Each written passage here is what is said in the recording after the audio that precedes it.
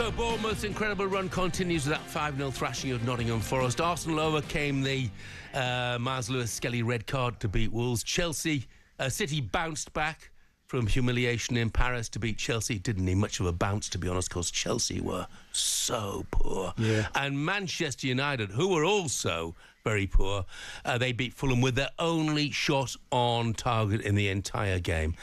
And things went from bad to worse for Spurs, losing 2-1 at home to Leicester yesterday. It's one win in 11 league games for Big Ange. He says, though, he will continue to give his all for the club.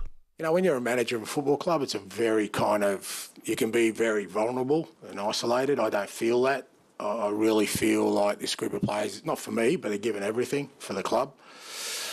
I've got a group of staff that's really committed, so I kind of focus on that. And, you know, my role within that is, like I said, to try and support these players.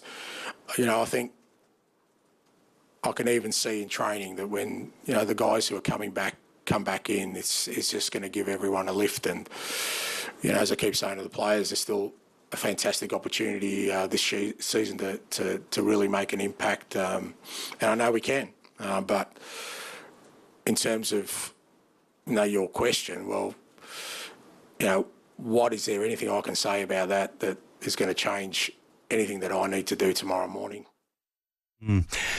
Look, it's 1 point from 7 league games now, Coisty, and it's not just the fact it's 1 point from 7 league games. It's the sort of teams, with all due respect, that they're losing to. This is a Leicester side who'd lost 7 on the bounce and whose manager was under pressure himself. So, if you're Daniel Levy, what are you going to do?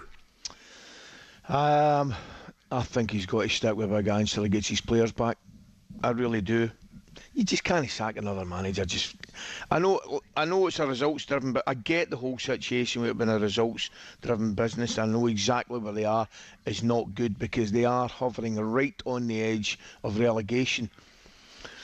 But I keep harping back, Jeff. I mean, Mourinho, Nuno, you know, Pochettino, all good managers, all very, very good managers.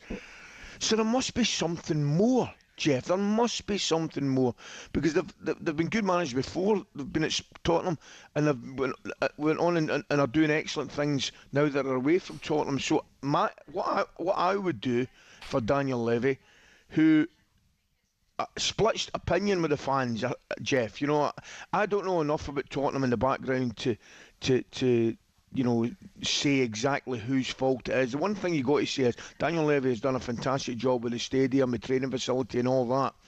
But the fans want to see success on the pitch. They want to see it on, you know, on the park, and that has not happened. So there's probably a criticism can be levelled at a few people in this case. But me right now, I'm staying with Big Ange until he gets his players back. Because who do they go for? Yeah, that's one of the big issues, isn't it? I mean, the next league game is Brentford away, and you wouldn't hold out too many hopes for Spurs. At the moment... See, the one thing, Jeff, I was going to ask you, mate. The one thing I don't hear, and I don't hear about the injury situation at Tottenham in terms of, are any of them coming back? Are there, you know, are Van de Ven or Romero ready to come back and things? You don't hear that. I know, first thing I heard about Solanke, it's 6 weeks. So you've got a rough idea there, but the other ones I haven't heard anything. No, I agree. There were 1 or 2 back at the weekend, obviously. Davis, Bentancur, yes, Richarlison, albeit that it may have been a brief and possibly too soon a return for him. But look, it's like Groundhog Day, isn't it? Spurs fans, let's hear from you. Who's to blame for the current state of your club? 03717 22 3344 is the number. Give us a call. And that's what Ryan has already done. Morning, Ryan. Good morning, Ryan. Morning, guys. How you doing? You okay? Yeah, we're fine, thank you. How are you this Monday morning? Yeah, I'm all right, mate. I just want to say before I start yarping on about Spurs that, Jeff, it's still great to see you doing what you do and doing it fantastically. So that's the first thing. Secondly, Ali, you are the best pundit, the best commentator, and you are smashing the presenting as well, mate. So well done. Thanks a lot. It's really Ryan, appreciated, mate. Thank you very much indeed. You can come on any time. Yeah, okay? every Monday. Can we book you for every Monday for this slot, right? Because he gives us a bit of a lift. So go on. Yarp on about Spurs then. Well, So my personal opinion is this, is that Levy has got to shoulder some of the blame here, because the reality is, if we remember, do you remember Conte going absolutely off it and losing his job? And what he said there was absolutely bang on, in the sense of that, you know, the owner, he wants to win things, 20 years, not won anything. And what do? Sack another manager? Come on, believe. And that's exactly what he said. And the reality of the situation is, I don't think Spurs should get rid of Ange, but I'm also sitting here going, is Levy going to do it to save his bacon, to deflect all of the blame off him, to do it? You know, and the one thing about injuries, Ali, to be completely truthful with you, Arsenal played at the weekend with 13 first-team players unavailable for injury. So I don't think we can keep talking about injuries. You know, he took off Richarlison, whether he's injured or not. But if we need a goal and you bring on a 17-year-old who is amazing, by the way, but not quite there yet, and then a defensive midfielder, what do? You know, I don't know.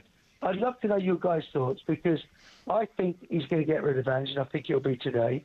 Do I think it's the right decision? Not really, personally. Yeah. Ryan, brilliant. Thank you Thanks, very much Ryan, indeed mate. for that. Have a good week. Nice, thoughtful caller. 03717 223344. Let's take a call from another Spurs fan right now. They're all up bright and early, aren't they? I guess they might have had a sleepless night. Steve is a Spurs fan. Morning, Steve. Morning, Steve.